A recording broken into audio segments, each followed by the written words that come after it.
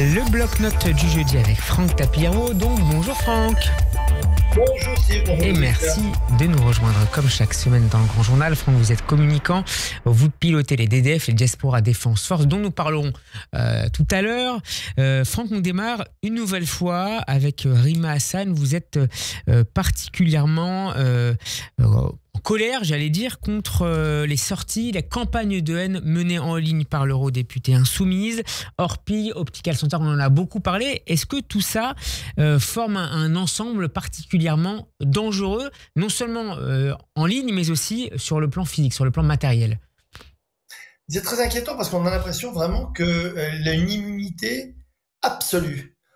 Elle, comme tous les insoumis, vous savez, je ne sais pas si vous le savez, mais je le répète souvent, que depuis 18 mois, toutes les plaintes de DCC en a eu, sont soit mises de côté, soit congelées, comme on dit. Donc elles sont non instruites ou classées sans suite. C'est absolument terrible, parce qu'on a l'impression qu'on les protège. Ils sont protégés. Mais là, pour Rima Hassan, c'est quand même incroyable, parce que depuis une semaine, vous savez ce qu'elle fait? Elle provoque dans la rue les gens, elle passe, elle repasse, elle filme. Il y a eu l'incident malheureux avec ce jeune homme et la jeune fille qui était, je dis bien, devant une agence Orpi, et Orpi n'y est pour rien. Et ce qu'il y a d'incroyable, c'est ce déferlement de haine. Il y a encore eu une agence qui a brûlé ce matin ou cette nuit. C'est n'importe quoi. Vous vous rendez compte que le climat de haine est tel que deux personnes qui se font interpeller dans la rue, parce que n'oublions pas qu'elle a été les provoquer. Hein. On n'a évidemment pas les images, puisqu'elle ne les a pas postées. Elle a posté que ce qui l'intéressait.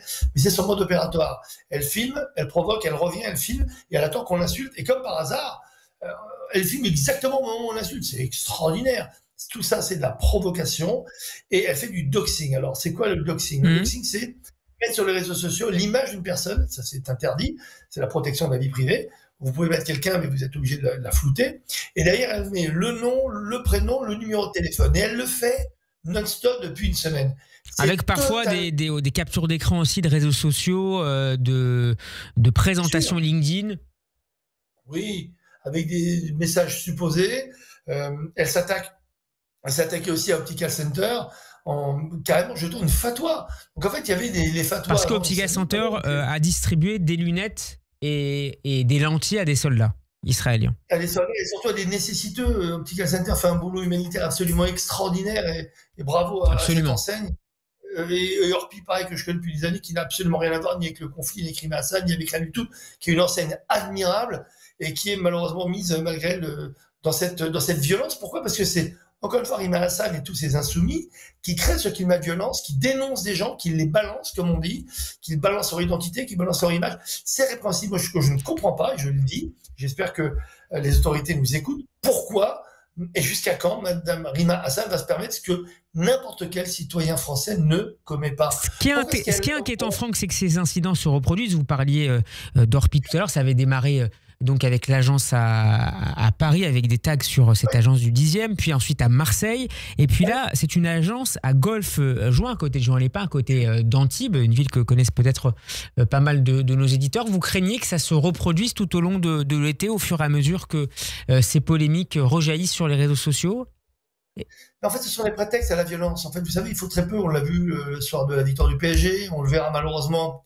Je le crains dans pas longtemps pour le 14 juillet, ou si le PSG va loin dans la Coupe du Monde des clubs. C'est un prétexte à la violence. N'importe quoi sert de prétexte à la violence. Pourtant, regardez Orpi, ils ont dit, voilà, nous on n'y est pour rien, la personne est partie, on ne cautionne pas. Elle a été licenciée, hein. Les deux personnes ont été licenciées même par Orpi. Et ben malgré tout, ça ne suffit pas. Ils se sont pris deux agences qui ont cramé Optical Center. On espère que ça va évidemment pas se produire. Et c'est qui le prochain? Est-ce que c'est une enseigne? Est-ce que c'est une personne? Est-ce que c'est un groupement? Est-ce que c'est un ministre? Quand on voit comment elle parle de Retailleau, qui est notre ministre de l'Intérieur, on a l'impression qu'en fait, elle est wildcard, avec un grand sourire, comme si elle attendait de façon un peu maso qu'on la condamne pour provoquer derrière une réaction dans la rue. Et moi, j'ai lancé sur Internet il n'y a pas longtemps, sur les réseaux, ne tombons pas dans son piège. Surtout, ne faisons pas comme elle. Nous sommes des citoyens républicain, modèle, on ne doit pas faire comme elle, balancer son numéro de téléphone, balancer des SMS qu'on envoie à plein de gens, des photos d'elle, des échanges avec ses anciens amants, dont certaines confessions juives, etc. Plein de gens ont ces documents en leur possession, des documents que nous avons dévoilés en revanche sur ses origines syriennes, ça on l'a fait dans un clip, 3 clips, depuis maintenant plus d'1 an, mais j'ai demandé vraiment à ce que les gens ne tombent pas dans le panneau et qu'on ne se comporte pas comme elle. Ce n'est pas de notre niveau.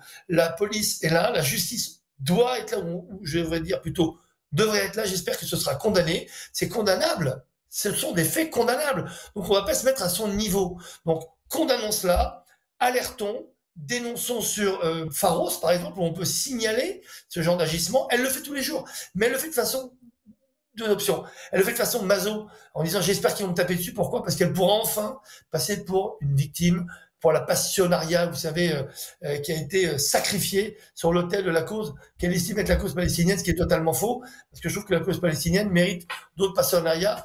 Mais toujours à la limite de la violation de la loi. C'est toujours finement choisi pour éviter, pour faire passer un message de haine le plus souvent, pour ne pas dire totalement, c'est toujours le cas, de manière très très régulière, mais toujours en essayant de ne pas avoir le mot qui pourrait lui valoir de manière sûre et certaine une condamnation par la justice.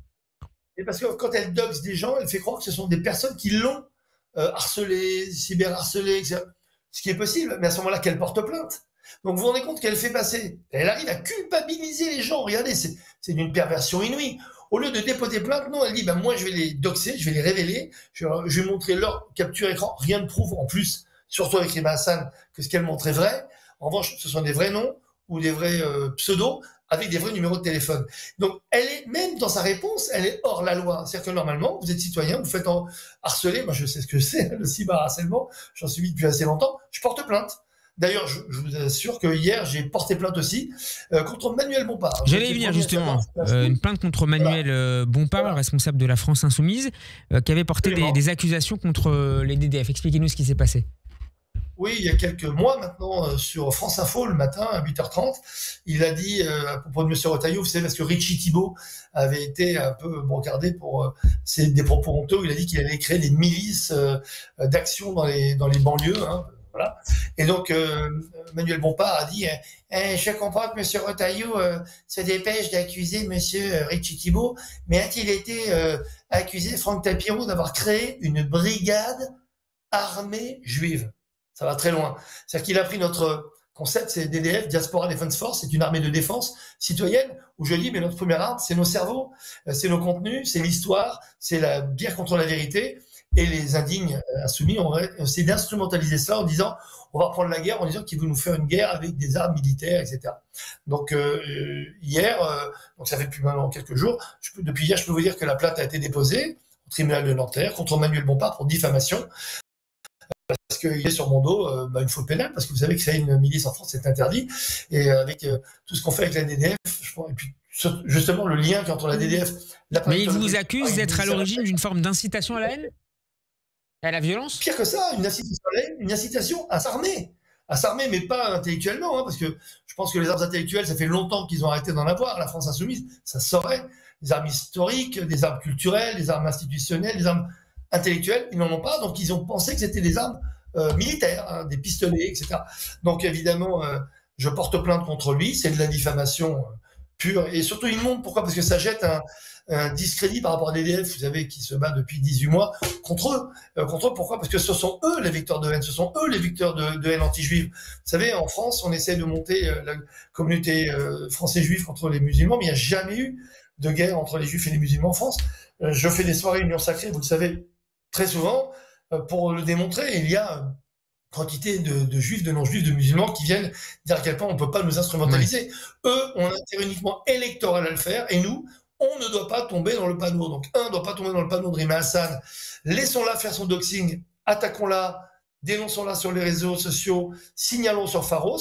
Et M. Bompard, en revanche, ça c'est clair, il y a une justice.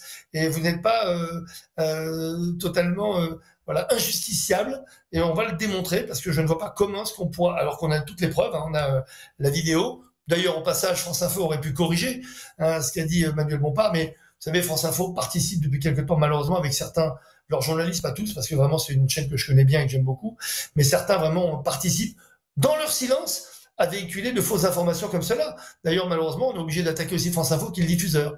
Je pense qu'aujourd'hui, il faut faire très attention, ne pas tomber dans le piège, mais surtout ne pas avoir peur. Je vous le dis depuis 18 mois, on est peut-être seul, mais on est ensemble, on doit relever la tête, on ne doit pas avoir peur. Contrairement à ce que certains vous disent, oh là là, ça va se tasser, ça va se calmer, c'est pas vrai. Regardez ce qui se passe avec Orpi, avec les autres. Faut attaquer en justice. On a une justice, on a un état de droit, on est fort, on est nombreux. Donc, à un moment, c'est pas possible de laisser ces insoumis créer cette discorde, ce climat de haine en France, comme l'extrême gauche l'avait fait à la fin des années 70 en Iran avant l'arrivée du Shah. On sait ce qui leur est arrivé. Merci quand il est arrivé, beaucoup. ils ont tous arrêté.